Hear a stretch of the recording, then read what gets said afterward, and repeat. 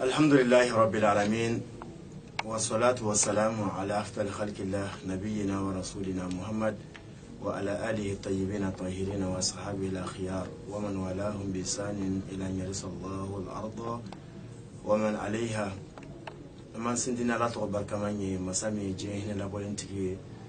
مسامي لارا هنا كندرنتكي يا الله سبحانه وتعالى تنوك على فوق على بركة kanema anikishi ko nyini ala fe akuke gachaya dan fa la so hera makane Muhammad sallallahu alaihi wasallam anaka so dungeu anaka sahaba ani ngom ko turako ni baray mo kele fukatabla ke ma joduna kan bagaw ani allamel bagaw ani mungu abuna nga pajuka amba bela gilen fu ko bela gilen barkada o manake je jamana konnala ko bala gidan fu ko bala gidan barkada ko wuri ga jo anaka timna ja konnala kan yini ala fe alaka kishike nen awye alaka tangauke bana kuntam be je kono ni wakati konnala amba yin ala fe bana yin alaka ba alaka bana yin alaka nakashi ka awra fu ko wale mando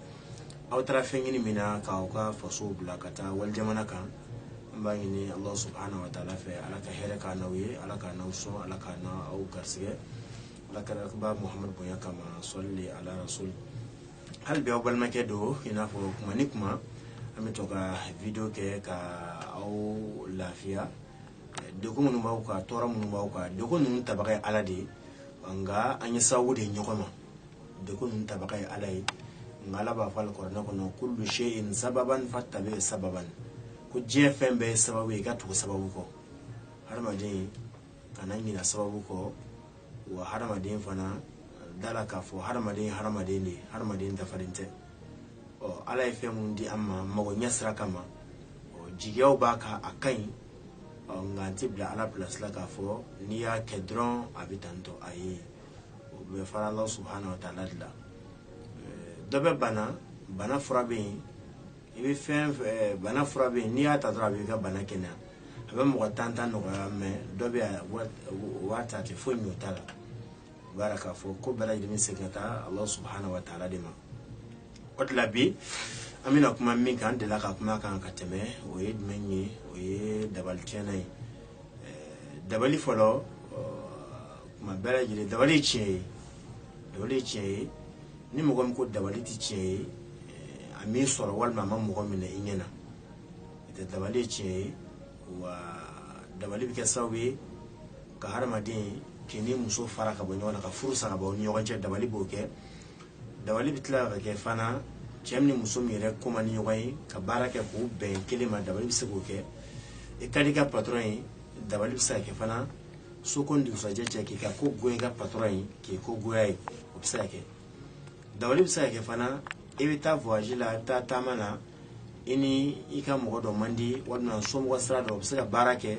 ka bana bilila walma ka gelado ka kola ka papi ko wara fuiti ni nabo odila ne ma fo la jirabi tin la jirabi be mais harama de bulu mana do fen fela tinye bulu mana do fen fela tinye ma fo ni danga fana bi ko de danga fana boke mais bulu mana do fen fela tinye e janto iyere la iyere ka ko ajatimne ne ko ka ajatimne ma fe kata do ala ko ta da fe kata do flanga fo da fe mais ira kun kishiki ira kun tanga odila pishin tanga ka bunga me fem bela gidenga folo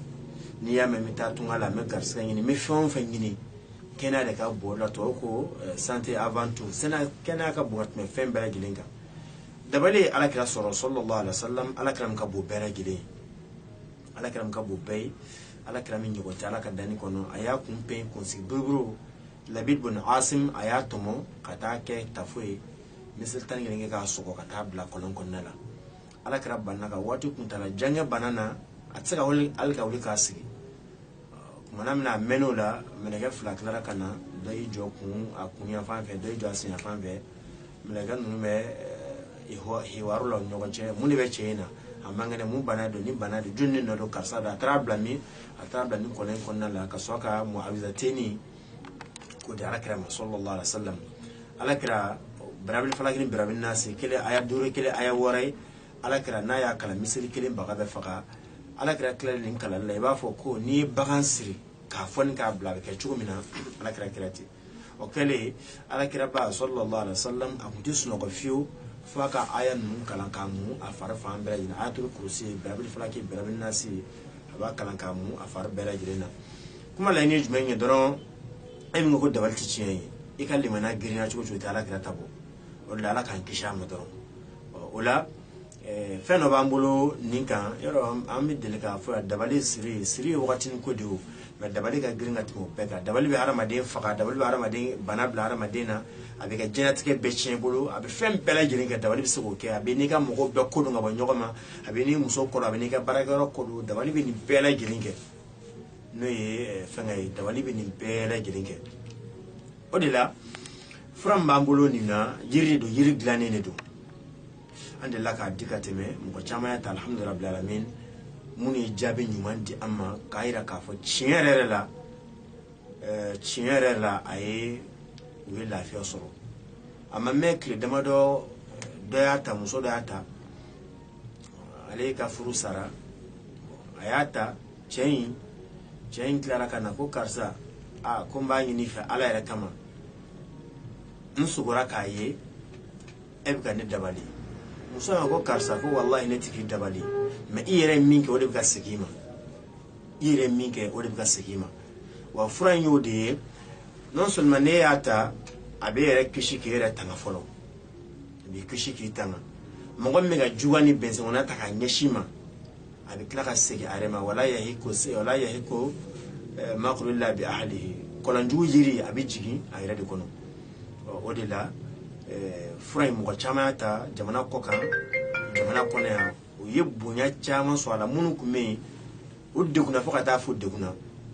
wallahi man kale alala atitame kule damana ko musodo nana musodo banada tumala be samu wan kobo alele ta do abaka chuko me muso indine mo bado abi do ke abi farra usili ako alega do be ale ba fora alega sawu be malako ale no nyaira aklala ka lazmuna dunna doron ka daga soka wulla anyanga missiono bena orobe muso inana ananata ayeda wal fren komana ananata tariko kolibani aklala ka segna lema atara frasa ramina akama gubnerela alake atara naniga problem nyefo ako wallahi ale fura qualité beta mais ale ninta ale minya la madele kayi ako banama bane me bana indimi ni bana indimi kumetana ko shekin bebora bana indimina ako shekin bebora bana indimina ako ale fenge kada halale kunsega siki kasili ale kunsega joka sili mais ale franta dono duksaje ale siga sili ale joka sili damni ale ko ale masaide ore kama jiya ko yesabude ni frai dabali manakila chugo ni chedo bi kwala ni muso bi kwala o ke chugo be ni atolu bi finyana ni kwala dabali bila aba beche ka buila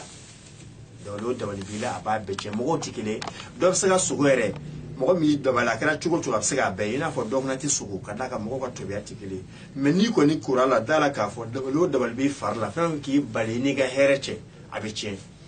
muru bara chamanke ka suma bara chamanke ka fem beke metatika bo shije atiganye muna atiganye ile kanga afengo